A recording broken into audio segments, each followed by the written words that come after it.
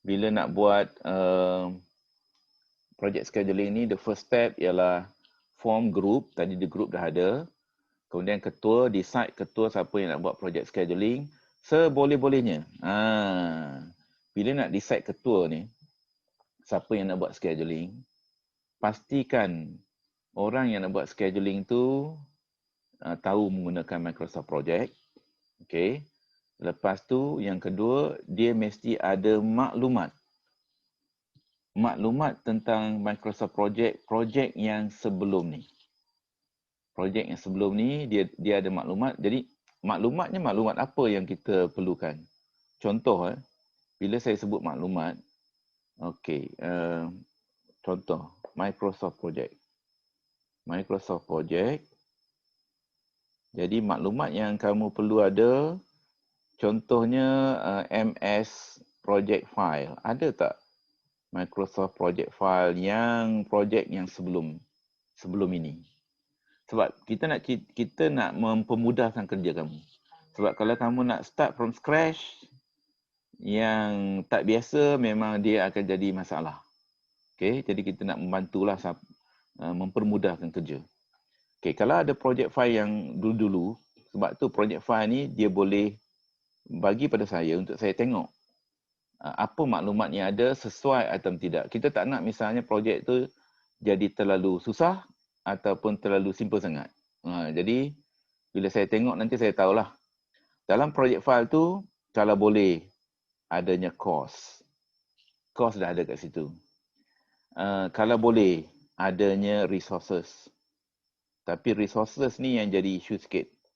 Kemungkinan besar banyak projek-projek yang existing, yang real project, mungkin dia orang tak letak resources. Tapi ada juga yang letak. Kalau ada tu maksudnya separuh daripada kerja kamu dah hampir nak siap ni. Cuma sekarang ni kalau kamu ada maklumat tersebut, kita boleh buat proses reverse engineering. Sebab saya kata tadi, Microsoft Project yang kamu dapat file tu ialah dia punya output. Tapi proses dia berlaku sebelum tu lagi. Jadi di dalam IDP ni, kita seolah-olah macam nak patah balik melalui step yang pertama. Step pertama buat apa? Kedua buat apa? Ketiga buat apa? Contoh, kita buat apa? Kita buat WBS. Contohnya lah, WBS kan. Kalau kamu tengok dalam Microsoft Project, mesti dia dah ada dah listing of activity. Listing of activity itu dapat daripada proses WBS. Kamu pun mungkin belajar dalam kelas yang semester lepas tu. Jadi, WBS ni macam mana nak develop. Dia ada dia punya kaedah dan prosedur dia lah. Jadi itu file tu saya dah kongsi dekat dalam e-learning tu.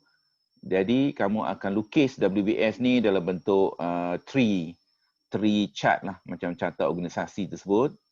Itu merupakan sebahagian daripada benda yang kamu tulis dalam report dan juga benda yang kamu boleh letakkan dalam poster. Sebab ini ialah antara first step. Apa-apa pun kita nak buat planning, WBS kita kena develop dulu.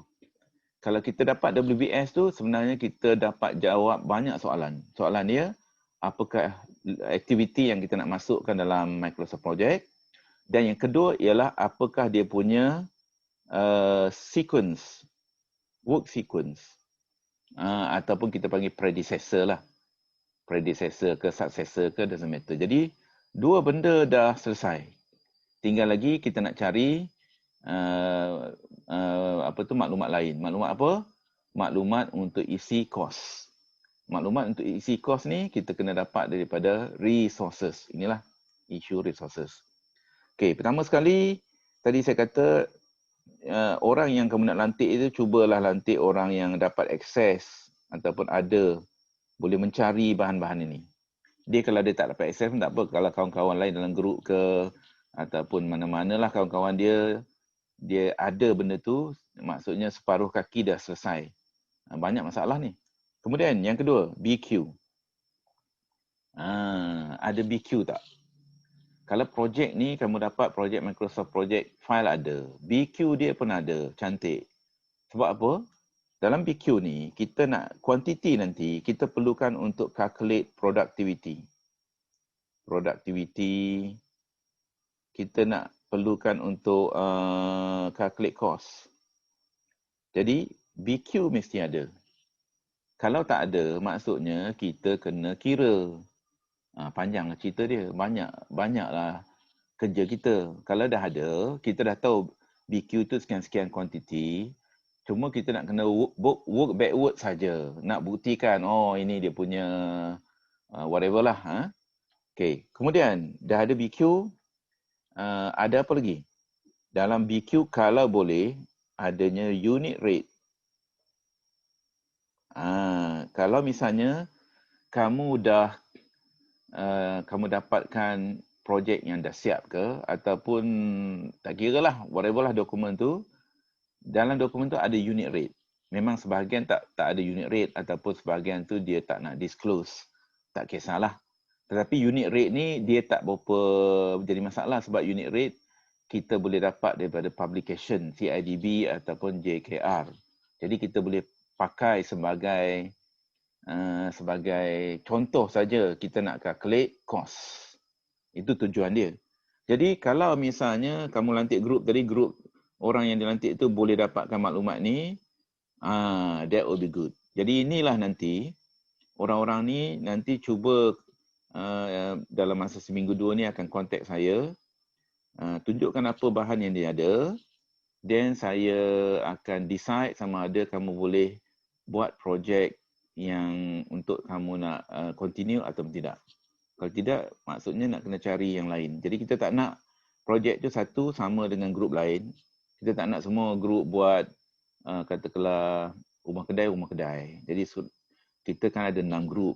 Mungkin ada banyak lagi benda yang dalam IDP punya tanah tu yang kita boleh tunjukkan contoh macam mana kita boleh schedule. Jadi sebelum-sebelum ni, macam-macam lah orang student, sama ada student space ke, student ni dah buat. Ada yang even dah buat, kita panggil water tank. Tapi janganlah water tank tu kecil sangat. Water tank besar tu kalau untuk satu taman perumahan tu, that is a good project dah untuk kita schedule kan. Sebab dia punya volume dia semua dah sufficient. Ada yang pernah buat klinik. Klinik lebih kurang 6 juta je pun. Tapi okay, reasonable sebab dia the whole process tu dia dah lengkap untuk scheduling. Ada yang pernah buat rumah kedai, rumah banglo, rumah teres ke, apartmen, sekolah. Ada yang even katakanlah jalan pun ada. Drainage ni tak berapa ramai yang venture. Substation pun ada. Apa lagi masjid surau jangan cakap lah, memang ada. Mungkin overhead bridge ke, kita assume untuk kawasan tu ada. Highway kita tak buat lah. Mungkin kalau highway, jalan pernah ada orang buat, tapi dia ambil section of the road. Katakanlah 1 kilometer punya road within the area tu, katakanlah dia nak schedulekan itu. Itu pun boleh, doesn't matter. Kemudian apa? Balai raya, apa lagi? Jadi benda-benda yang common lah yang so-called ada dekat situ. Katakanlah misalnya ada sport kompleks ke, pun boleh. Hospital kalau ada pun boleh. Jadi whatever lah. Okay. Itu yang nanti boleh propose pada saya. Apa dia? Okay.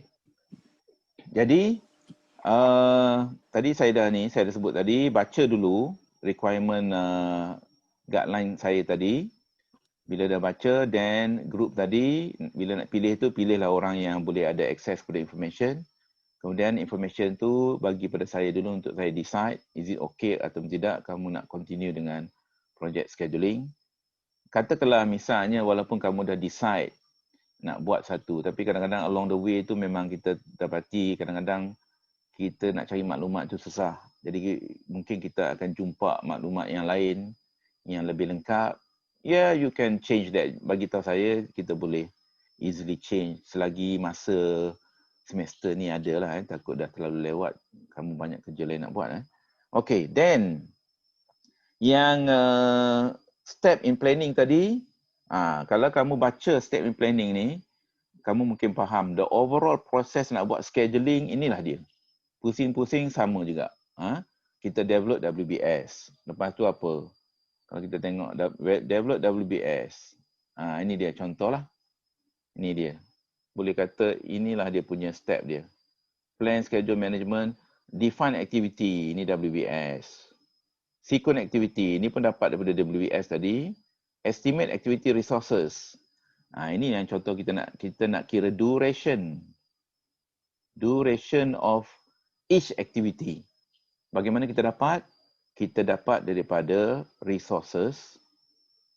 Resources ni ada kaitan dengan productivity. Okey, persoalan dia macam mana kita nak dapat productivity rate? Productivity rate dengan unit rate tak sama. Unit rate ialah untuk cost per unit item tersebut.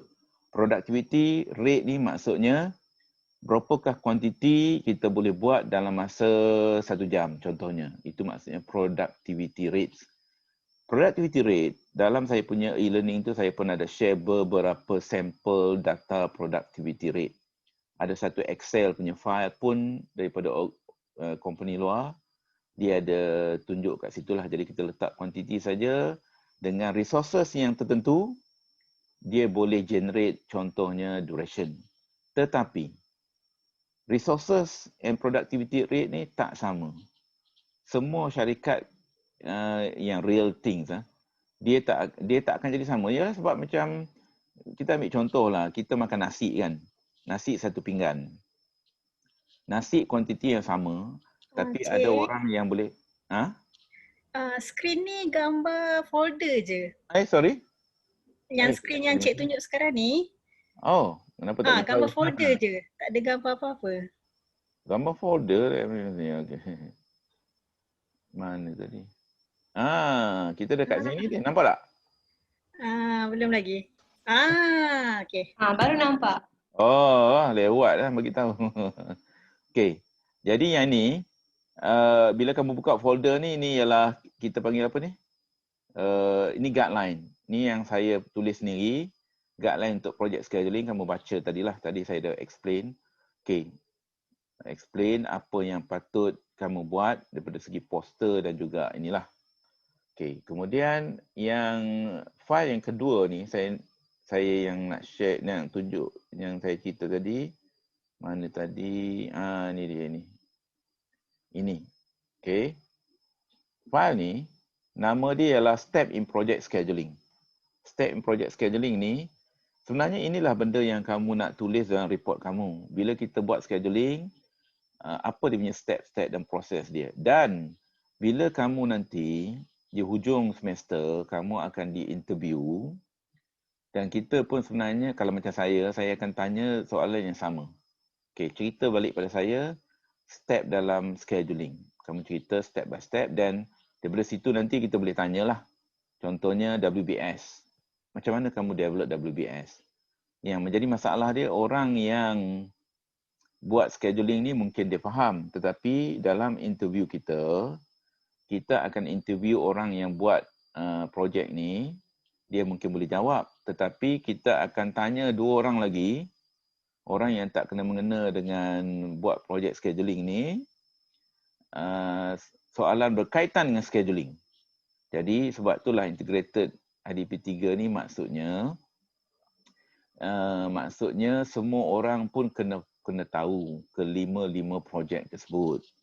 Bukanlah maksudnya dia buat scheduling, dia tahu scheduling. Cukuplah. That is not the idea.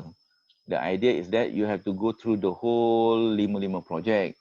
Tinggal lagi siapa yang dia punya leader dia saja. Okay. Alright. So, ini dia punya step. WBS kita dah start tadi. Duration. Lepas tu, estimate activity resource. Resource kita ni. Duration tadi. Okay, duration ni lah yang dia dapat daripada productivity dan juga quantity. Sebab itulah kalau misalnya kamu dapat cari file projek yang terdahulu yang kamu nak schedule, ada BQ, quantity dah dekat situ dah. Jadi senang sikit kerja kamu. Itu saja. Kalau tidak, maksudnya kamu nak kena buat dengan daripada scratch. It will take a long time. Then, bila dah kamu lengkapkan resources maksud saya man, machine, material. Ni maksud resources. Daripada 3 ni lah yang keluarnya nanti cost. Jadi di dalam project scheduling kita akan masukkan resources dengan unit rate sekian-sekian bagai, dan juga kita akan generate cost. Kerana apa? Nanti di dalam kamu punya scheduling kita akan cuba generate S-curve. S-curve ni daripada scheduling software tersebut. Dan S-curve ni merupakan salah satu output yang kita nak daripada dalam kamu punya report tadi. Okay, sebab tu saya kata tadi, sebenarnya bila kamu dah lengkapkan kamu punya Microsoft Project scheduling itu, sebenarnya banyak benda-benda output tu dia hanya matter of print out. Maksudnya attachment yang lain-lain tu kita boleh print out saja. So kamu boleh tengok file ni semua ada dekat e-learning. Okay, kalau misalnya file ni memang detail lah semua ada, tapi kita buat mengikut projek kita masing-masing. Okay. Alright, sekarang ni kita nak pergi kepada file apa pula saya nak buka. Okay, kejap saya buka file. Ni dah habis. Kejap saya buka, wait a second here. Kejap. Sample project. Okay. Embassy, halal. Bukan. Ini dulu. Slideshow.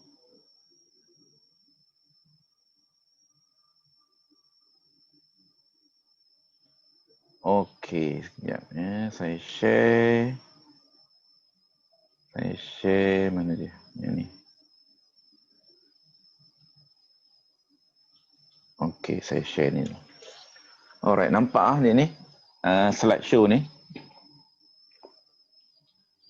Project IKBN. Harap nampak benda ni. Okey, katakanlah contoh projek IKBN ni sebenarnya sama macam IDP yang kamu sedang buat. Jadi IDP yang kamu sedang buat ni, kamu bertindak sebagai siapa? Jadi yang saya faham, kamu ni bertindak sebagai konsultan. Itu yang kamu buat design itu, bagai itu dan sebagainya kan? Itu kerja konsultan itu. Okey, yang ini pula. Okey, kalau kita tengok mana-mana project development pun, dia ada satu bidang tanah, siapa dia punya owner dia, kemudian ini tak kira lah record itu semua type of contract untuk pelaksanaan. Kalau kita tengok contoh dekat sini dia bagi cost contract berapa, kemudian tempoh contract, contohnya tempoh contract berapa minggu, 107 minggu. Jadi macam mana dapat 107 minggu tersebut? Jadi sebenarnya dia ada, sebelum kontraktor tu bid tender, memang dia kena submit work program. Daripada work program tersebut, mungkin dia ikut keadaan. Kadang-kadang ada yang project duration telah pun diset oleh klien. Sebab macam mana klien tahu? Sebenarnya tim klien dah buat some kind of preliminary work program. Tetapi work program yang mereka buat, dia tidak detail. Dia sama macam kamu pernah buat bacat dalam IDP 1 kalau tak silap saya. Kamu buat aktiviti untuk keseluruhan kamu punya IDP itu, kamu buat bacat beberapa aktiviti. Itu maksudnya yang general work program. Yang kita nak buat ni, project scheduling kita ni, walaupun kita dianggap sebagai konsultan, tetapi kita nak buat seolah-olah macam kita kontraktor yang nak buat projek ini. Sebab orang yang tahu nak buat project scheduling ni ialah kontraktor, bukan konsultan. Konsultan bukan bidang dia. Orang yang tahu buat kerja dekat site, they are the one that best can do the right project scheduling. Sebab dia tahu tentang productivity, tentang method, tentang sequence, everything. Sepatutnya kontraktor lah yang the best buat. Okay? Jadi contoh kalau dalam projek design and build dan sebagainya, kontraktor dilantik dahulu. Jadi kontraktor tu nanti akan team dengan consultant untuk come up with design. Jadi pada masa yang sama dia can decide lah sebenarnya berapa lama tempoh projek tersebut. Tapi unfortunately kalau dalam conventional punya projek, masa tu telah ditetapkan. Okey, ni contoh. Nampak tak? Kamu dalam IDP 1 kamu dah buat macam ni. Ada satu bidang tanah, then kamu decide lah what to build. Ini dia samalah konsepnya. Lepas tu apa lagi? Ini contoh ni dia punya work yang involve. Kalau kita tengok description of work done, adanya earthwork, piling dan sebagainya. Kita di dalam scheduling kita anggap scheduling ni untuk kita start project. Di awal projek, bukan kita nak measure dia punya progress. Tak. Ini progress ni maksudnya projek dah start. Kita prepare dia punya item, apa itemnya ni. Tetapi di dalam list ni dia hanya tunjukkan bahagian yang besar-besar, bukan detailing. Kalau kita lihat di sini ni semua yang kita panggil master plan lah. Kalau kita nak buat scheduling, dia ada master plan dan dia ada detail scheduling. Jadi yang kita nak buat ni a little bit detail scheduling. Okay. Ada yang misalnya kata kalau contoh asrama lelaki. Dekat sini dia bagi asrama lelaki saja. Tetapi dalam asrama lelaki tu kan ada banyak komponen dia. Jadi itu kita boleh buat dia punya breakdown dia. Sebab tu saya nak tengok apakah file Microsoft Project yang kamu ada. Saya nak tengok supaya dia tak nak jadi terlalu besar. Terlalu besar ni maksudnya banyak aktiviti. Kita pun sedangkan kalau kita tengok construction, kita buat scheduling ni dia sama je, repetitious. Kalau bangunan tu itu je lah dia punya konsepnya. Jadi once kita belajar satu konsep, that's it lah. Tak payah nak ni lagi dia repetitious. Okay, contoh lagi. Di dalam satu projek memang S-curve sama ada physical. Jadi dalam Microsoft Project pun kita boleh generate physical S-curve sebenarnya, tapi dia ada banyak cara sikit lah nak kena buat step by step tadi. Kalau dalam kelas saya semester lepas saya ada buat video tentang penggunaan Microsoft Project tu, rasanya ada kot saya tunjukkan. Kemudian S-curve untuk financial memang kita boleh generate. Tetapi dekat sini kan dia ada dua graf. Kita tak ada, kita nak satu graf saja. Graf yang kita nak ni ialah yang ini yang plan. Yang original. Kalau ada dua line ni maksudnya yang actual. Oh tak, kita belum start projek lagi. Kita hanya buat projek dalam peringkat kita panggil sebagai consultant ataupun little bit contractor punya ni lah kan, untuk mulakan projek. Okey. Jadi akhir sekali kita akan buat Microsoft Project kita bentuk macam inilah. Adanya listing of activity, kemudian nanti ada duration dan lepas tu adanya bar chart. Ini kita punya print out. Jadi itu yang kita nak.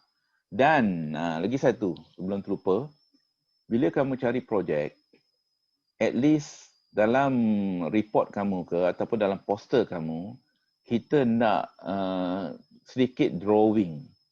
Drawing ni adanya plan ke, adanya pandangan elevation views ke ataupun side views ke, itu cukup dalam 2-3 pages. Tetapi sekiranya kamu buat project scheduling ni kamu tak ada BQ, maksudnya banyak cerita je lah. Banyak cerita, jadi kamu nak kena dapatkan the whole drawing, nak extract the quantity. Oh, itu saya tak tahulah macam mana nak buat.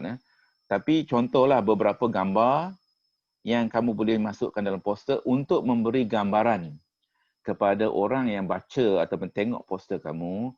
Oh, ini ialah bentuk bangunan yang kamu nak bangunkan ataupun yang kamu sedang nak schedulekan. Jadi gambar tu mesti ada. Tetapi kalau kita nak buat project scheduling secara keseluruhan, kita memang diberi drawing, the whole set of drawing. Itu je lah yang sebenarnya maklumat yang kita ada, drawing BQ, lepas tu specification. Daripada situ just imagine macam mana kita nak visualize apa yang nak kena construct dan step by step. Daripada situ dia ada keluarnya WBS, work sequence dan sebagainya lah. Okay, jadi beberapa drawing. Contohnya, dekat sini bila kita cerita tentang external works, kan, external work, kita nampak contohnya adanya spot topping dan sebagainya. Dekat sini pun ada, kemudian ada parking, for sure ada parking, ada pagar, ada longkang. Jadi itulah contoh-contoh aktiviti yang kita masukkan dalam project scheduling kita. Okay. Alright. Tetapi ni gambar ni dah, ini contoh, ini mungkin sama ada workshop ke, kantin ke. What is this? Mungkin workshop kot. Okay. Contoh. It depend. Kalau kamu nak buat scheduling, katakanlah ada satu bangunan macam ni, dah cukup dah bagi saya. Sebab dia dah meliputi semua. Bila kita nak buat scheduling ni maksudnya step by step kita start daripada site preparation, adanya substructure work, ada superstructure, ada external work, kemudian ada architectural finishing dan sebagainya. Itu dah basically cover lah the whole thing.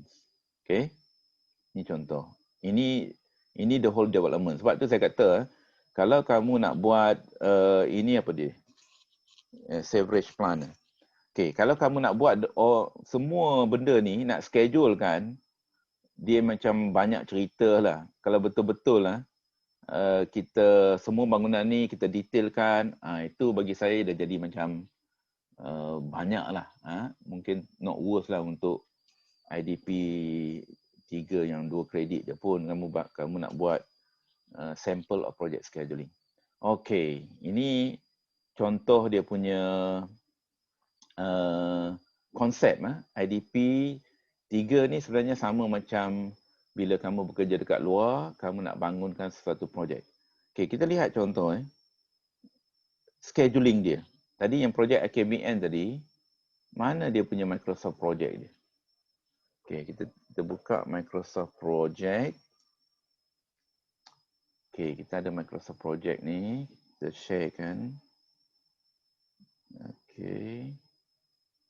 Screen share on Microsoft project. Okay, jadi nanti kamu akan buat kamu punya scheduling using Microsoft project. Tak kira lah kamu boleh guna Microsoft project 2016, sekarang ni 2019. Dia sepatutnya dia dah nak keluar ni 2020. 2016, 2019 dia sama je lebih kurang. Okay. Dia tak banyak beza lah biasanya. Each apa tu version. Okay, kalau kita tengok ni, sebenarnya, bila kita nak buat ataupun nak masukkan Microsoft project ni, dia sebenarnya tak banyak. Pertama sekali, task name. Nampak tak? Task name ni ialah WBS kita. Jadi, ikutlah berapa banyak yang kalau macam ni dia tulis sampai 75 aktiviti. Bagi saya ni reasonable lah. Reasonable sebab apa? Dia tak macam untuk quarters ni, dia tak bagi detail. Sebab itulah dia punya aktiviti nampak tak banyak. Mungkin dia ada anak-anak dia, yang itu yang kita panggil sub project. Project within project.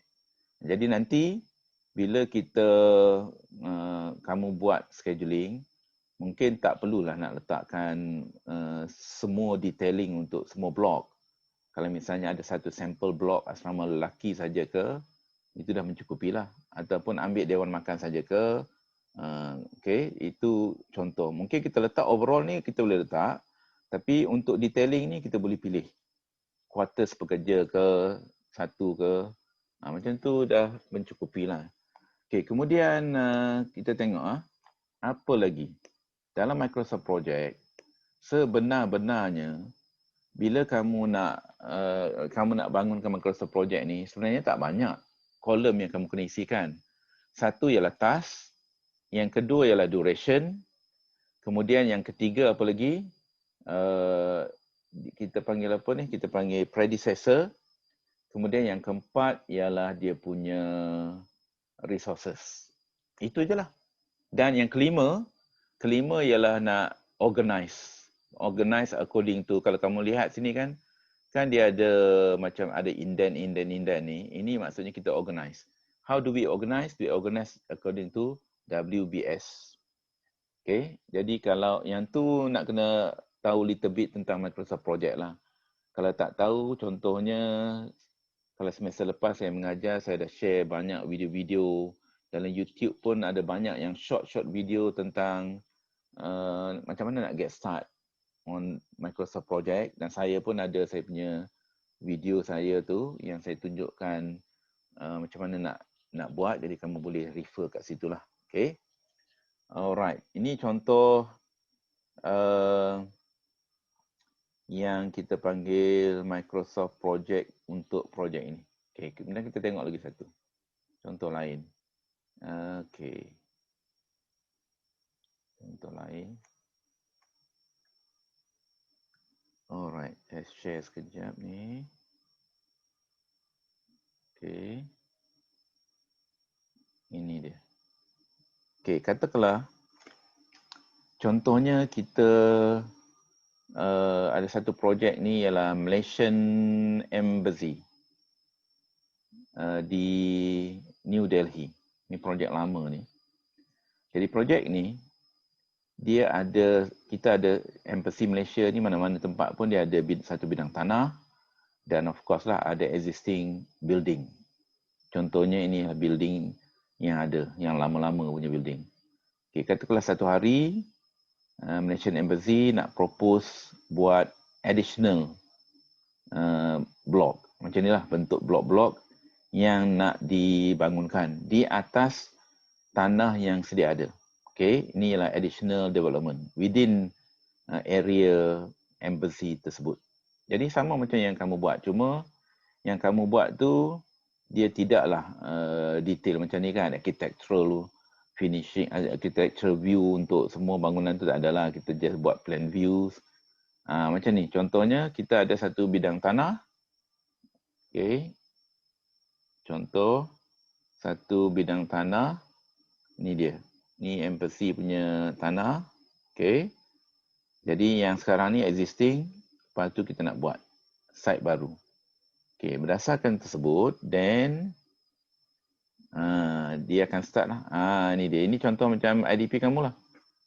Bidang tanah, then you decide what to do, what to include inside di punya compound tersebut. Dengan segala macam jenis-jenis bangunan, jalan dekat mana dan sebagainya lah.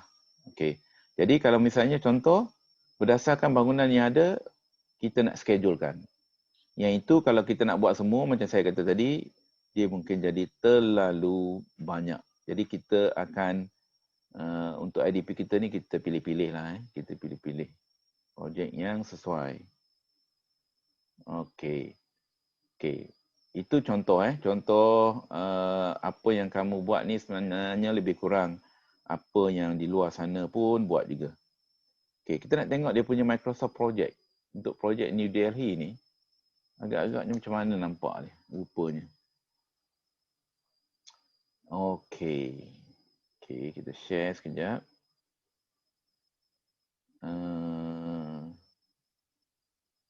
Ini dia. Okay, ini dia contoh Microsoft Project dia. Okay. Yang ini memang very detail. Bukan macam yang tadi. Tadi itu dia ada bahagian-bahagian tertentu, dia tak detail out. Dia punya detail ni, kalau kamu tengok ni, berapa ribu ni. Aktiviti dia, nampak, ni tak habis drag lagi ni. Wih, panjangnya. Okay, kita drag sampai ke bawah. 4,000 lebih. Nampak? 4,381. Boleh tak buat macam ni? Mungkin makan masa 2-3 semester nak siapkan projek IDP, projek scheduling saja. That's why we do not want to do that. Sebab apa-apa pun dia benda tu repetitious saja. Once kita tahu dia punya konsep, that's it lah nanti. Sebab projek kan macam-macam. Projek jambatan yang lain ni ialah dia punya sequence, work method. Cuma konsep nak buat scheduling tu dia sama je. Okay. Pertama sekali WBS, develop list of activity. Yang kedua, calculate the duration dengan mengambil kira resources mana yang kita nak, productivity rate, dan akhirnya kita akan dapat costing. Okay. Jadi dia kalau kolom yang kita nak isi dalam Microsoft Project hanyalah 4 kolom. 4 itu yang basic. Lepas tu nanti kita nak kena isi resources bukan dalam kolom resource name, kita isi dalam resource sheet. Dalam resource sheet ni memanglah dia adalah kerja sikit kan. Lepas tu nanti benda tu semua akan kita boleh generate cost lah kalau kita ikut cara yang betul. Okay, so lagi apa lagi? Okay, yang ni kita nak closekan yang stop share. Saya nak tunjuk lagi.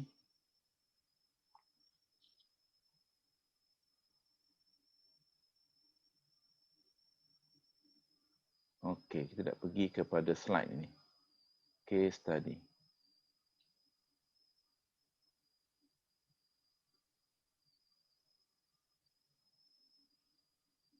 Okey, case study.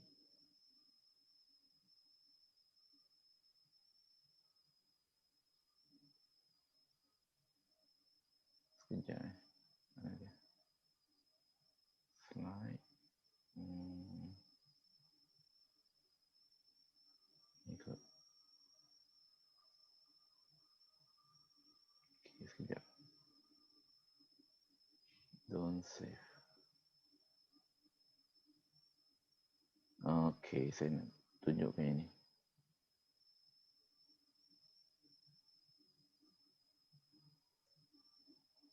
Okey, slide ni.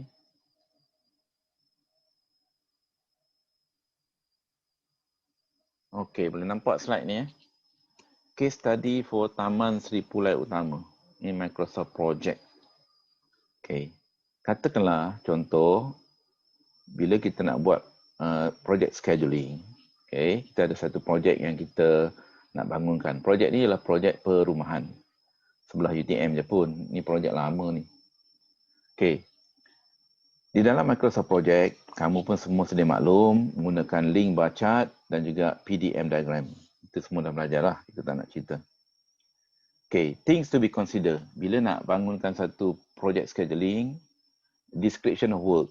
Ini yang kita dapat daripada contract document ataupun tender document. Employer requirement. Client require apa? Apa maklumat-maklumat yang client decide. Itu kita terpaksa ikutlah. Design constraint. Site condition. Temporary work ada tidak. Construction facility. Specialist work ada tidak. Resources. Method of construction. Production output. Holiday. Dan juga financial. Ni mungkin tak apalah. Okay, itu ialah benda-benda yang kita nak consider kerana dia mempengaruhi kita punya planning. Isu dia.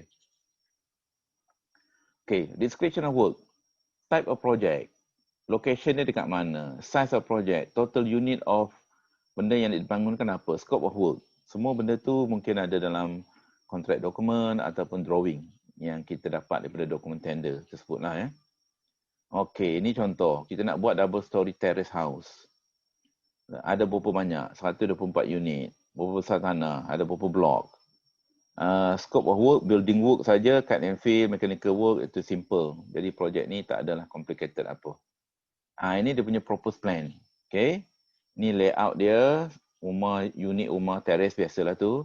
Lepas tu pandangan dia. Sebab tu saya kata tadi, kalau misalnya kamu nak buat rumah ke apa, rumah tu belum siap ke, ataupun kadang-kadang rumah belum siap pun kita boleh ambil picture rumah lain, kita tunjukkan ini sampel rumah yang kita nak bangunkan ataupun kita nak schedulekan looks like this. Kalau ada bentuk macam ni, itu pun dah okey dah. Jadi kita boleh imagine, okey. Kita boleh imagine the complexity of kamu punya scheduling. Itu je idea dia. Then employer constraint. Ini contract period ni, katakanlah kita biasanya dah dibagi tahu. handover period berapa lama dan ni semua order of work on site. Kalau kita tengok client interaction.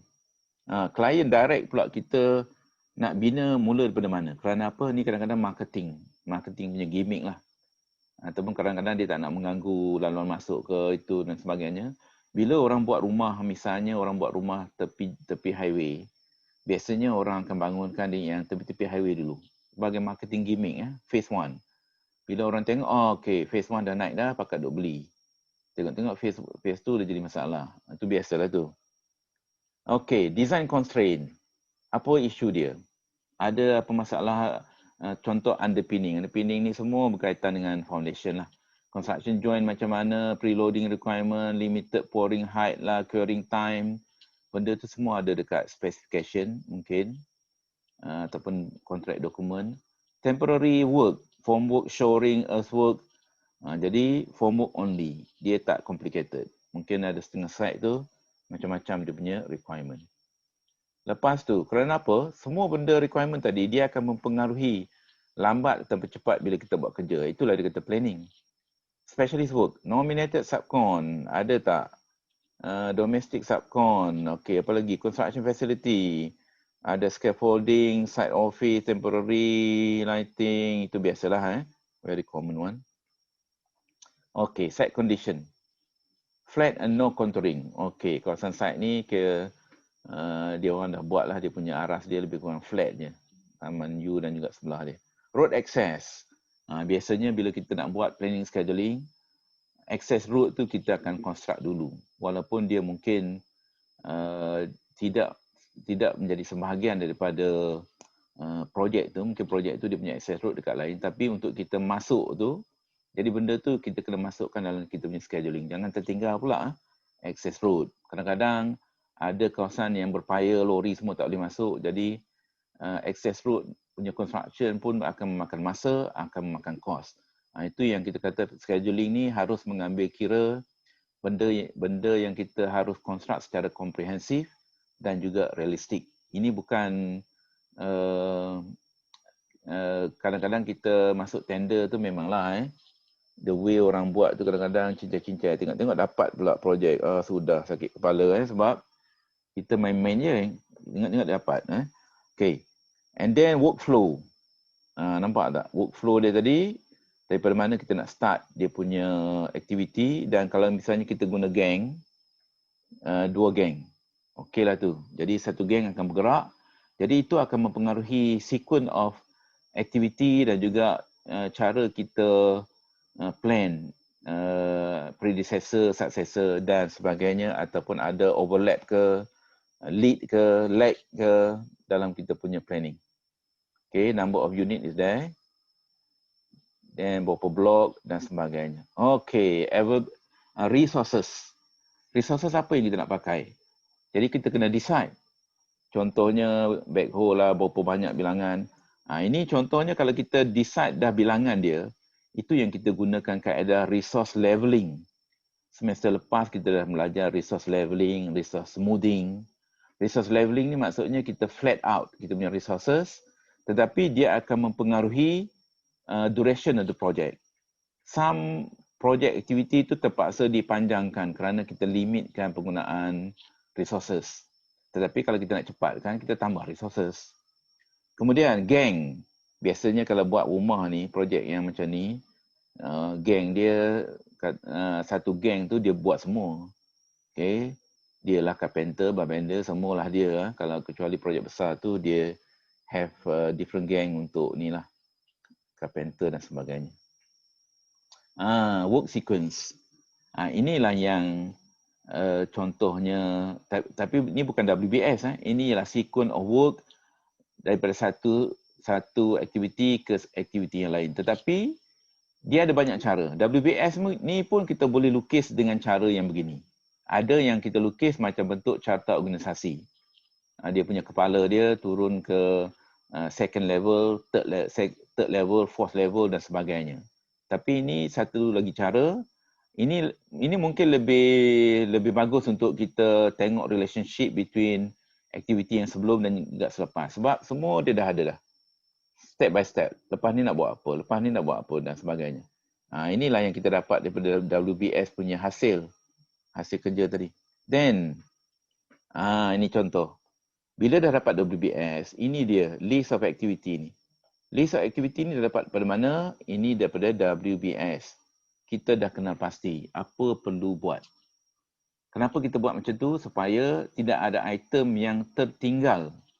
Bila bangunan dah siap, tiba-tiba pintu tertinggal, tingkap tertinggal, tangga pun kadang-kadang ada orang tertinggal. Sudah. Sebab kita tak list out. Sebab tu penting list out. Bila ada list out, jadi orang pun tahu, okey, ada aktiviti yang kita nak buat dan setiap aktiviti kerja tu ada cost predecessor. Okey, predecessor ni ialah hubung kait di antara satu aktiviti dengan satu aktiviti lain. Kalau kita dah draw macam ni, this would be perfect. Kita boleh nampak apa aktiviti yang kita perlu dahulukan, apa aktiviti yang kita boleh buat concurrently. Tapi bila nak buat concurrently bukan orang yang sama. Kena ada orang yang berlainan lah, tidak mana boleh kan. Macam tu nak kena tengok. Okey. Lepas tu duration, preparation, duration punya calculation. Berdasarkan apa? Contoh dia kata quotation. Quotation ni memang senang, kita dapatkan daripada subcon, habis cerita. Tapi isu dia, kalau kita sendiri yang buat, then how? Kita nak kena calculate. Bila nak buat calculation, itulah yang kita kena kira. Bagaimana nak kira productivity? Simple je sebenarnya. Katakanlah contoh, productivity equal to output per input. Output ni ialah quantity. Input ialah time. Maksudnya, katakanlah contoh kita bagi painting work. Seorang buruh, productivity painting dia, katakanlah dia boleh painting 10 meter persegi dalam masa 1 jam. 10 meter persegi, okey tak? Mungkin okey lah ke? Ini productivity. Productivity rate, dia ialah quantity over time. Time ni tak kira lah nak buat hour pun boleh, day pun boleh, month ke week ke, doesn't matter. Dan bila kita kata productivity, bukan productivity orang saja. Produktiviti orang ataupun geng ataupun orang tu guna tool, orang tu guna mesin, semua boleh kita calculate. Tapi ini saya bagi contoh simple. Okey, katakanlah contoh kita nak cat rumah kita lah. Rumah kita boleh kira dinding dia, luas dinding. Kita pernah belajar project estimating. Kira dinding, kita kira agak-agak lah. Dinding kita ialah kuantiti dia 1000 meter persegi, contohnya lah. Jadi, kita nak tahu berapa harikah kita nak kena gaji buruh ni untuk buat painting. Katakanlah contoh lah. Jadi, kita masukkan dalam equation yang ni dia punya equation dia. Sekarang ni kita nak cari time. Okay, jadi sama dengan 1000 meter persegi, yang tak tahu ialah time. Kita darat silang ni, jadi yang ni potong sana, potong sini, gedebuk. Jadi last sekali kuantiti dia punya unit tu akan cancel out. Yang tinggal ialah T equivalent to 1000 bahagi dengan 10. Jadi hour. 100 jam. Kalau misalnya satu hari dia bekerja 10 jam, bagi lagi dengan 10, jadilah 10 hari. Inilah yang dikatakan days. This is duration. Duration inilah yang kita letak di dalam Microsoft Project berdasarkan productivity rate. Masalah dia, productivity rate ni nak dapat kat mana? Saya ada bagi sampel, tetapi dekat real construction site sebenarnya dia orang pun dah ada productivity rate masing-masing. Cuma dia tak share dengan semua orang lah. Kalau misalnya dia share, nanti dia macam secret ingredient lah, secret recipe dia. Kalau orang tahu dia boleh buat kerja faster, jadi orang boleh agak dia punya cost dia berbanding kita berapa banyak.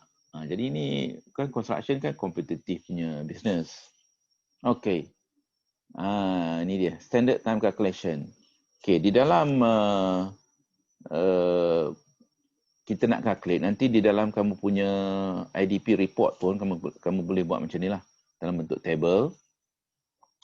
Ni senarai aktiviti.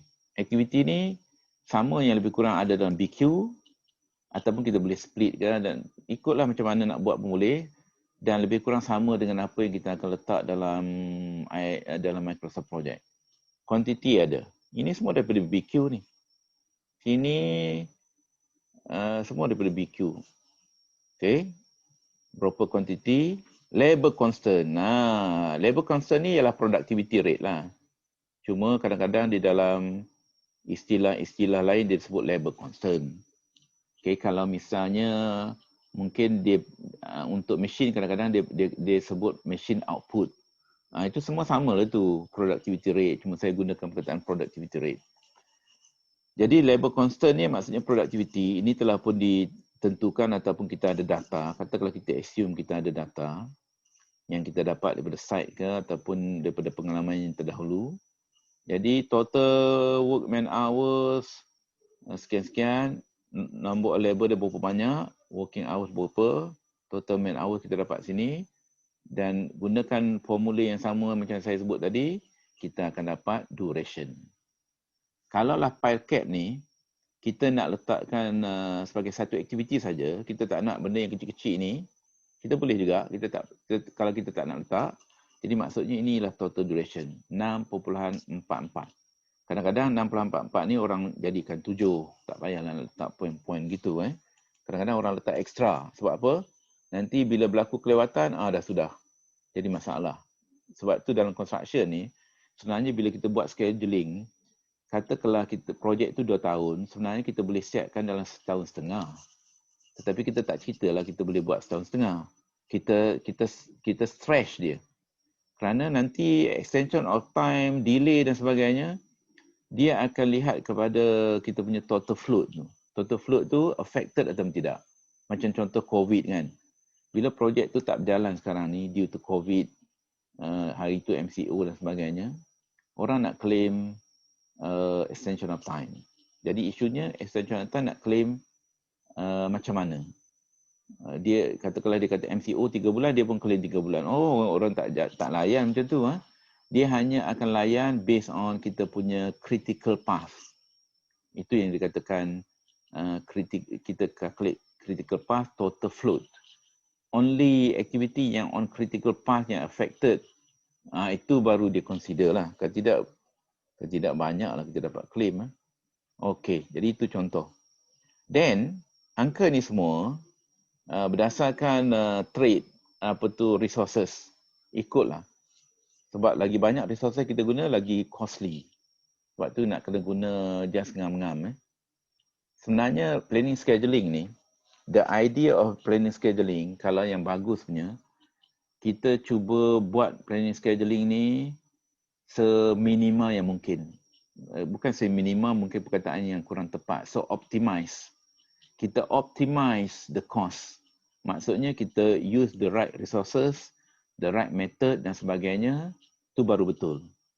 Itu the idea of scheduling. We try to seboleh-bolehnya dapatkan kerja tu disiapkan dengan serendah yang mungkin. Jadi barulah profit tu ada. Okay, work spec. Okay, di dalam scheduling, di dalam kontrak dokumen kita diberi work specification. Apa guna work specification ni? Satu, dia guna untuk quality control. Sebab quality control dia tak ada law ni. Dia hanya ada specification. If we comply to specification, okay. Then orang setujulah untuk pembayaran. Kemudian, satu lagi, work spec ni, dia akan mempengaruhi cara kerja. Kerja kita jadi lambat atau cepat akibat daripada work spec.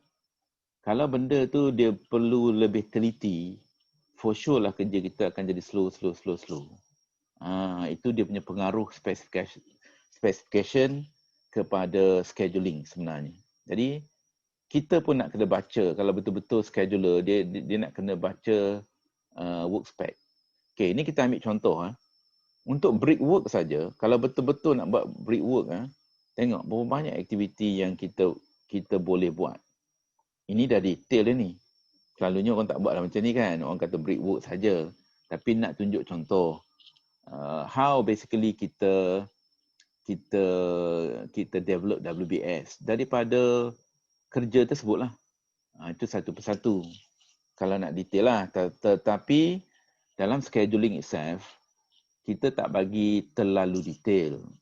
Kalau kita bagi terlalu detail, kita akan menghadapi masalah untuk update. Bila nak update, semua maklumat kita perlu ada. Jadi tak tercari maklumat tersebut. Lala sekali tinggal macam tu saja yang Microsoft Project. Lala pergi update dekat Excel. Lebih senang. Sebab too detail. Too detail pun bahaya sebab nanti banyak soalan daripada klien. So agak-agak je lah. Okay. Brickwork productivity. Labor constant ni. Nampak tak? Apa-apa kerja pun mesti ada labor constant. Cuma saya dah bagi tahu awal, productivity ni dia tidak ada publication so far.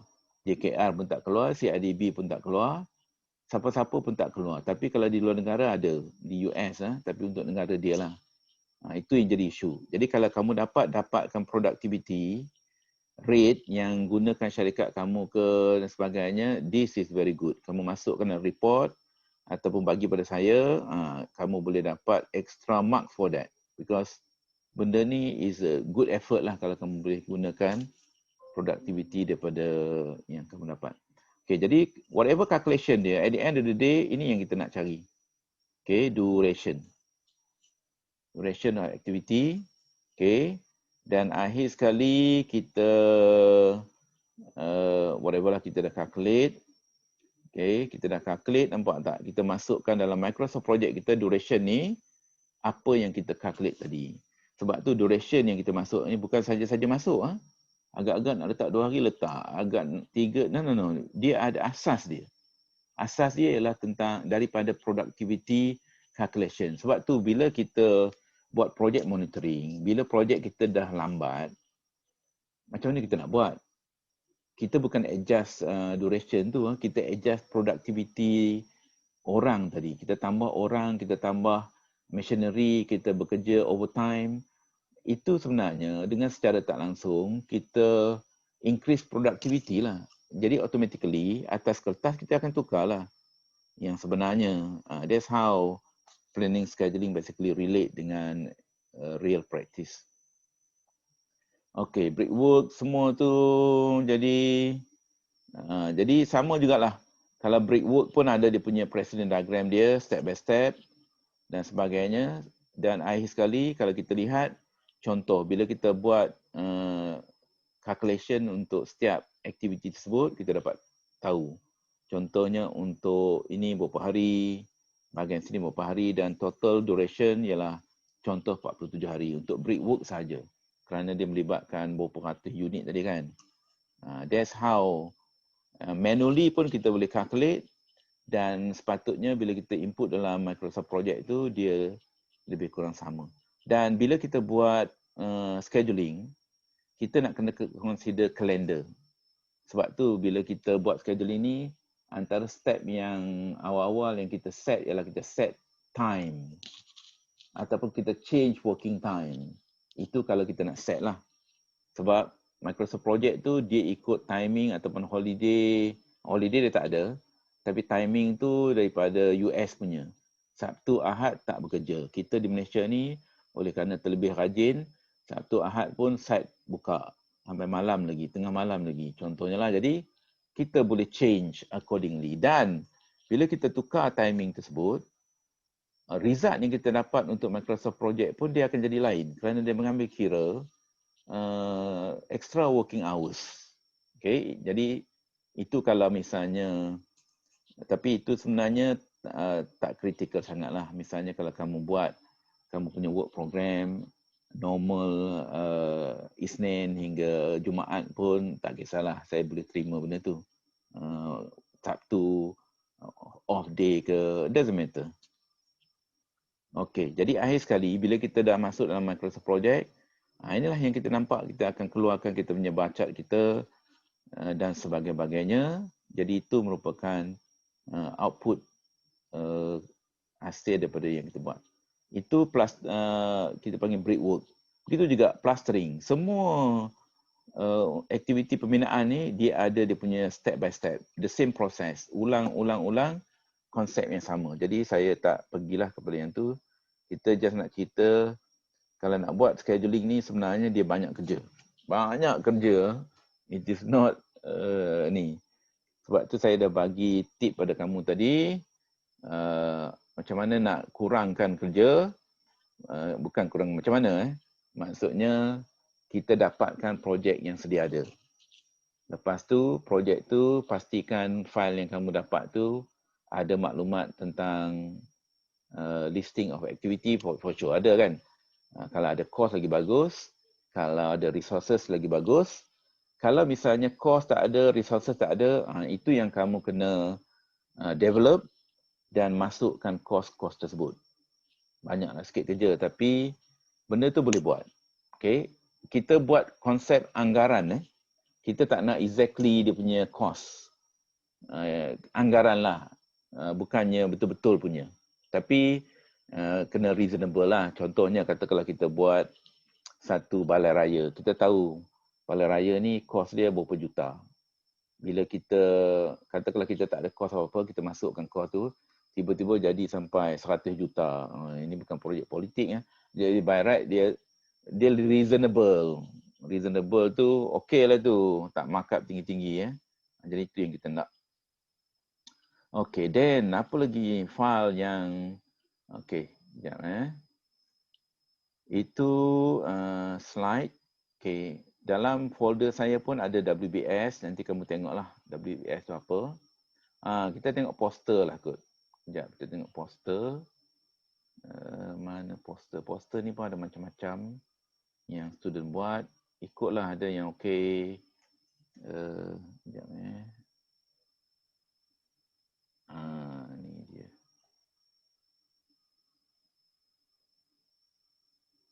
Okay, sekejap. Mana dia?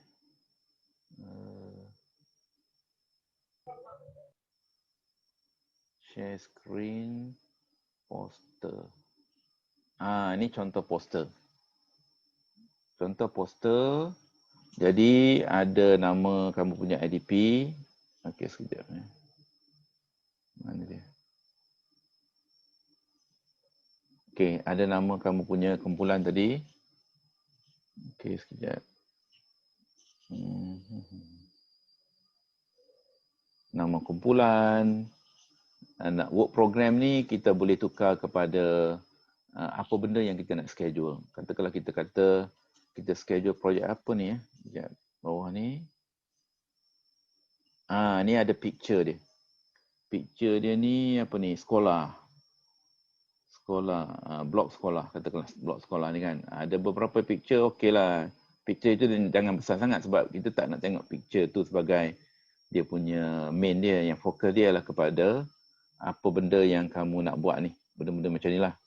Tetapi yang ini maksudnya bila kamu nak letakkan work program tu, maksudnya work program kamu dah macam dah siap. Okay, dah siap. Tetapi isu dia kadang-kadang work program tu masih lagi peringkat kamu nak bangunkan. Jadi kalau kamu nak bangunkan, kamu tak payah letak macam tu. Okay, kita tengok yang lain pula. Yang lebih simple. Kita tengok yang ni okey tak? Okay. Alright. Okay. Ni contoh. Okay, ni contoh. Kalau kita tengok dia punya work program dia nampak simple. Okay. Nampak simple tetapi boleh kata memenuhi lah apa yang saya nak. Sebab dia tak ada lagi work program dia belum siapkan. Dia hanya peringkat awal-awal ni. Jadi peringkat awal apa maklumat yang dia ada. Ni WBS. Nampak tak? Ini WBS dia. Okay, sekejap. Okay. WBS. Okay, WBS dah ada. WBS ni mungkin kecil. Sebab poster tu dia dalam satu slide ke dalam satu ni saja. Don't worry. Kamu boleh ambil sampel. Katakanlah sampel bahagian-bahagian tertentu kamu tunjukkan. Macam ni. Nampak tak? Dia ada site possession. Dia letaklah sedikit gambar-gambar yang berkaitan dengan aktiviti tersebut. Jadi supaya orang faham, orang dapat gambaran, ini ialah aktiviti yang dia nak buat dan itu termasuk dalam dia punya scheduling. Itu contoh. Okey, kemudian kita lihat lagi. Siapa punya lagi ni? How about this one? Okey, sekejap lah.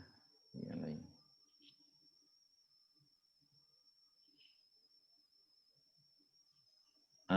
Okey. Ni lagi satu ni.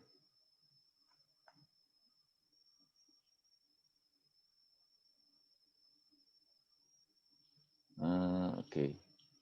Ni pun student space juga ni. Student space ni dia biasanya dia dapat buat poster yang lebih baik lah daripada student perdana. Sebab student perdana ni isu dia tak ada maklumat yang banyak masa dia present poster. Jadi student space ni dia dah ada banyak maklumat. Okey, ni contoh student space. Work breakdown structure. Work breakdown structure. Ini dia. Work breakdown structure. Ini dia semua ni. Termasuk gambar-gambar dia sekali pun ada. Doesn't matter.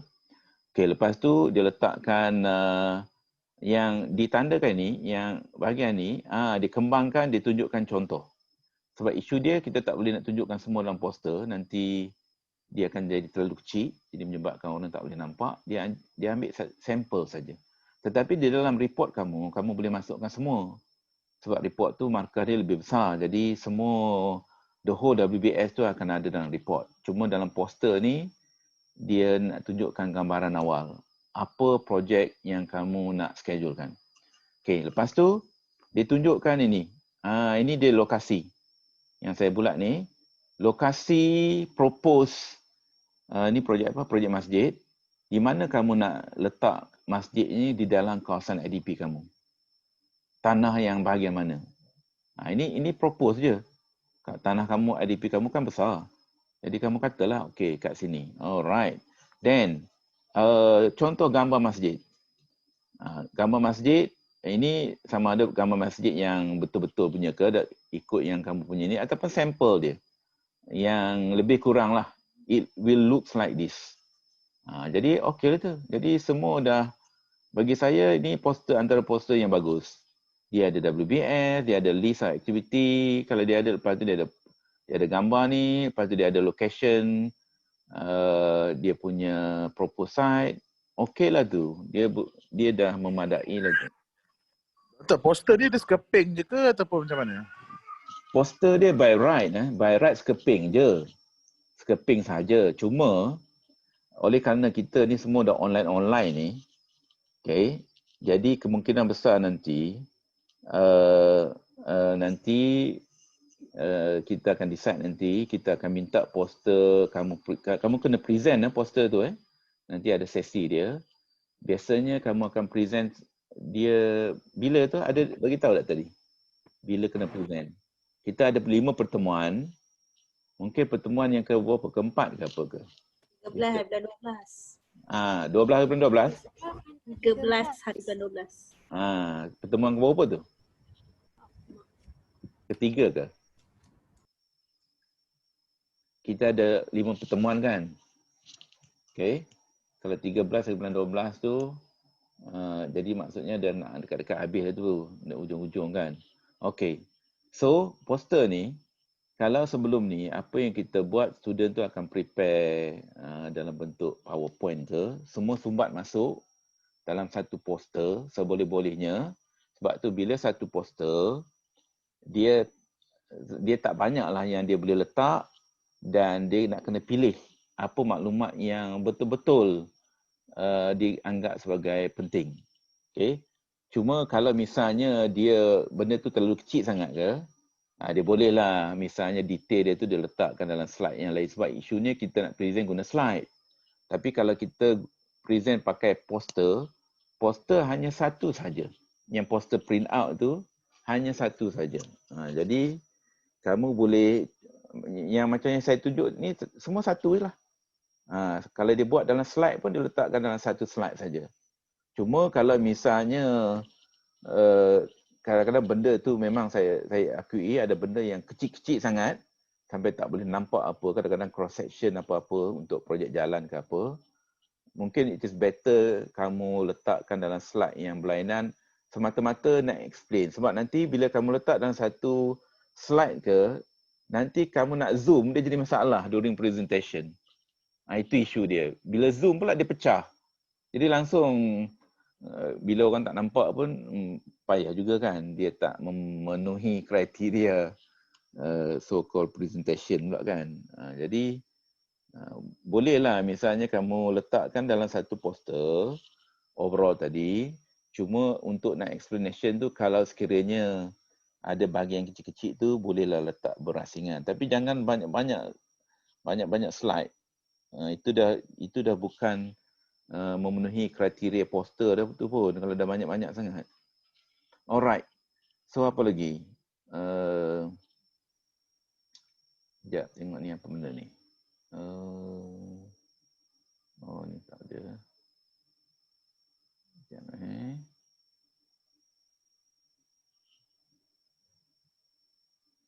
Okay.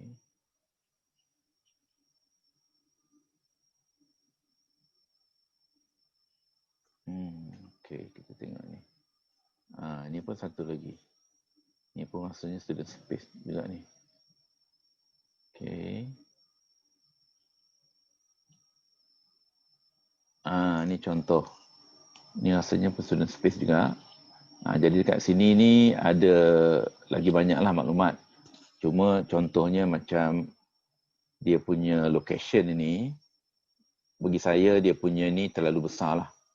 Kalau macam dia dapat kecilkan, lebih baik supaya dia dapat fokus pada item-item yang lagi kritikal. Contohnya yang lagi kritikal ni ialah saya rasa senarai ni lebih kritikal sebab dia menunjukkan WBS dia tadi.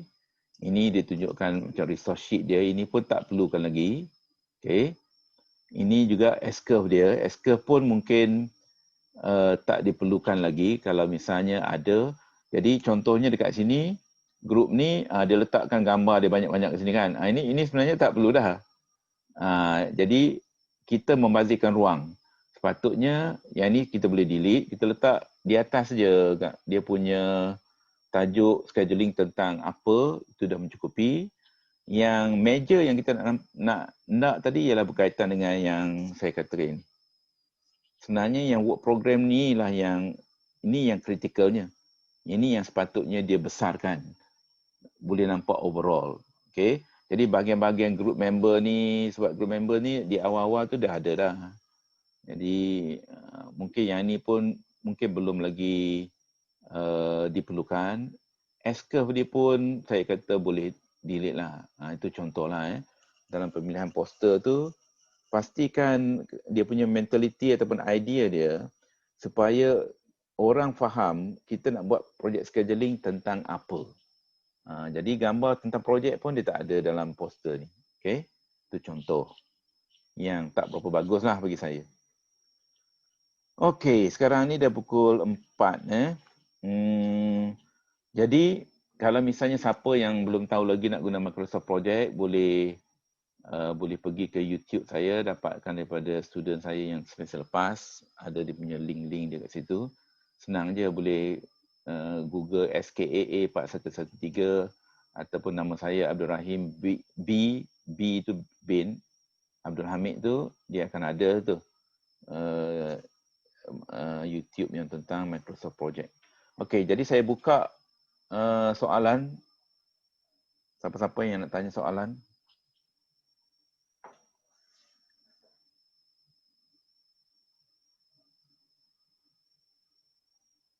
Ada soalan nak tanya? Ataupun semua dah faham what to do?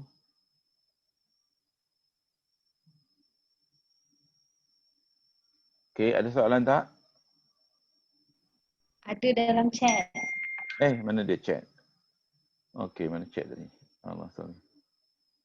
Where is the chat? Tarikh kita nak start project.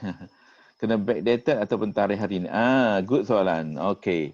Jadi, oleh kerana walaupun kamu ambil sampel projek yang lepas-lepas, tarikh dia kena ubah. Ubah ke tarikh yang tahun ini ataupun tahun depan. Sebab kita anggap sebagai kita membangun, nak membangunkan projek. Bila kita buat projek scheduling, projek tu belum ada. Itu maksudnya scheduling ataupun perancangan. Whatever perancangan, mesti projek tu belum ada. Jadi kamu kena tukarlah. Tukar dia punya date dia. Senang je sebenarnya. Kalau misalnya dalam Microsoft Project tu susah-susah sangat. Kalau nak tukar-tukar nanti dia lari banyak. Kamu boleh copy dia punya list of activity. Buat satu-satu pun tak apa. Copy and then paste ke new project. Dan dekat situ kamu boleh start baru punya. Jadi sepatutnya automatically dia akan follow new date lah. Jadi selesai masalah. Nanti copy pula bahagian. Cuma kadang-kadang bila kita tukar tu dia ada link-link tertentu. Itu yang jadi masalah sikit. Okay. Harga minima projek yang boleh kita ambil. Minima. Wah, dia tak tanya maksima. Minima. Saya lebih suka tengok kepada berapa banyak aktiviti di dalam projek tersebut. Okay, di dalam projek tersebut kita nak aktiviti itu macam reasonable lah. Kita tak nak misalnya terlalu sikit sangat, simple sangat. Jadi nanti kita tak belajar apa untuk projek scheduling ni. Nak kata kejap sebelum ini saya rasa mungkin kalau misalnya kita rasa contoh kalau kita buat satu rumah banglo. Satu rumah banglo pun boleh diterima untuk kita buat projek scheduling. Tapi rumah banglo yang mungkinlah kalau rumah tu 200,000 ke 300,000 tu rasanya sikit sangat. Mungkin kita anggap macam juta lah. Kita ni buat projek juta-juta punya ni. Dia tak mainlah ratus-ratus ribu. Sebab kita nak kaitkan dengan volume of work tu agak reasonable lah.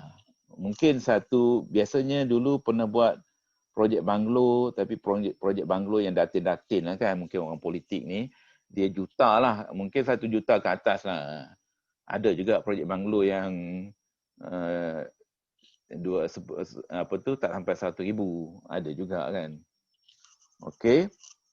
Minimum activity untuk satu projek. Okey, minimum activity. Kalau misalnya saya, katakanlah kita ambil, kalau misalnya macam tadi kita dapati, mungkin kalau kita ambil minimum, dia biasanya mungkin dalam 50 aktiviti ke atas ke, contohnya lah. Tapi sebab tu saya nak kena tengok apa benda yang dalam file kamu tu reasonable atau tidak. Jadi kalau kamu boleh bagi pada saya tengok email ke WhatsApp ke, saya buka benda tu, okey, saya agree, okey lah tu. Bolehlah on kan. Okey, apa lagi soalan? Doktor. Ya. Tadi doktor ada cakap dalam poster tu kena ada work program kan?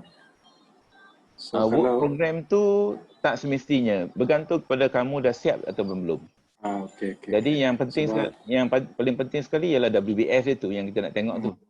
Okay. Yes. Lagi? Apa lagi?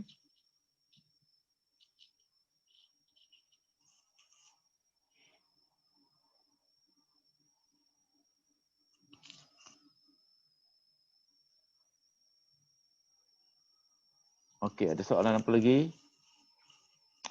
Jadi, pertama sekali, grup tadi, siapa yang buat projek scheduling, saya ulang balik. Tugasan kamu ialah cari dulu Microsoft Project kalau ada. Kalau misalnya cari pun tak ada. Dapat Microsoft Project dalam PDF. Itu pun boleh lah. Sebab sebenarnya nak input dia sekejap je pun. Once kita dapat all the data, list of activity, project duration, resources, input dia dalam beberapa jam je nak masukkan benda tu, bukannya apa pun. Okay. Cuma nak prepare the data itu yang paling lama. Jadi kalau kita dah dapat information yang seperti BQ, sebahagian daripada kerja kita dah almost selesai dah lah. Cuma tinggal lagi nak structure dia dalam bentuk yang lebih tersusun, step by step, supaya kita dapat memenuhi apa yang guideline yang saya minta tadi. Contohnya, kamu calculate duration kan. Duration tu saya minta kamu tunjukkan how do you calculate duration untuk 10 activities sahaja. Yang lain-lain tu kamu dah dapat daripada Microsoft Project tu. Memang betul. Katakanlah contoh filing daripada projek tu dia kata 10 hari. So, jadi kamu nak proof. Tapi nak proof ni saya terserah lah. Saya cuma nak dalam 10 aktiviti. Kamu boleh carilah aktiviti yang agak senang-senang sikit lah. Yang kita boleh buat calculation. Yang susah-susah tu, kalau tak boleh dapat productivity rate dia, jadi tak payahlah cari yang tu. Agak-agak yang reasonable. Untuk proofkan bagaimana misalnya filing tadi dapat 10 hari. Berdasarkan resources yang kita agak-agak kita pilih. Yang reasonable lah dengan kerja ataupun type of that filing. Itu contoh. Itu satu filing. Lepas tu kita buat apa lagi? Mungkin kita buat pasang formwork. Riba, tu very common juga. Concreting work.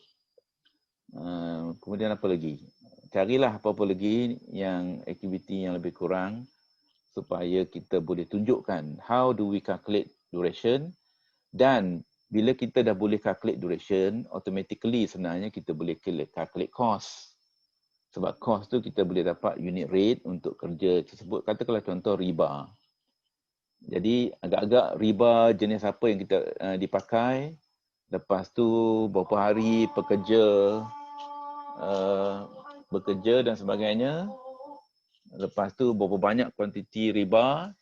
Daripada situ kita boleh calculate dia punya cost. Cost yang kita letak ni dah termasuk profit. Sebab kita assume kita kontraktor macam seolah-olah harga yang kita letak tu harga tender lah. Macam tu lah. Okay, so apa lagi soalan yang kamu nak ni? Tuan, kalau kerja cerun boleh tuan? Macam sonneling ke, stone pitching, drainage. Kerja tu pun bagus juga. Rasanya belum ada lagi yang pernah buat project scheduling pasal yang tu. Dia besar tak dia punya scope dia? Lebih kurang dalam 6 juta lebih je. Itu memang dah memadai dah tu. That is very interesting project. Jadi kalau kamu propose yang tu, kalau ada maklumat lah. Ada maklumat tak? Cuma dia structure tak ada lah. Cuma tu je lah. Untuk kerja-kerja repair slope. Cuma structure tu, kalau landscape tu dia termasuk dalam kerja-kerja, apa nama dia, apa panggil lah. Kerja-kerja tambahan. Dia tak ada, dia exact, dia tak ada amount ni lah. Dia cuma bagi certain amount untuk kita buat landscape. Tapi more kepada cerun lah. Sonneling, stone pitching, gabion, creek wall. Ya, boleh tu. Itu boleh. Itu interesting sebab belum ada lagi yang saya kalau misalnya siapa yang propose yang interesting, bukan maksudnya very common project tu, that would be nice lah. Mungkin dapat markah tinggi agaknya. Okay. Alright. Nanti kamu boleh bagi maklumat pada saya pasal cerun tu. Kalau ada Microsoft Project ke apa ke, kita tengok. Kalau okey lah, on lah. Kamu dah boleh start buat kerja kamu nanti.